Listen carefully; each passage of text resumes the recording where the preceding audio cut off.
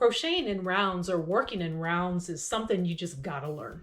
You're almost like a 3D printer, layering stitch after stitch going round and round. Well, now that you've got the idea, let me show you a few different ways to get started. And stick around to the end because I've got some tips for you. Today I'll be showing you 3 methods of crocheting in rounds using the single crochet. But first, let's get some yarn. For this first method, you'll need to start with a slip knot and chain 2.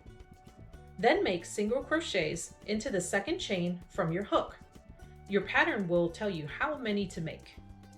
You can also use a foundation chain to make a ring. Chain 1 and single crochet into the ring as many times as you need.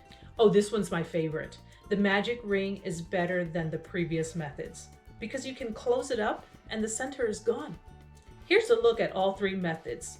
You see why the magic ring is my favorite? Once you finish making all the single crochets, you need to close or end the round, and here are 2 ways to do that.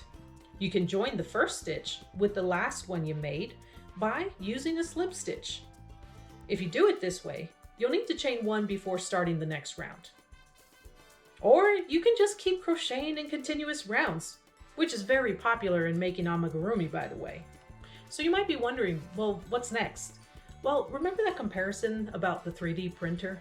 Well, you'll just keep crocheting round and round, increasing and decreasing where the pattern advises. So whatever method you choose to crochet in rounds, here's some tips to help you out.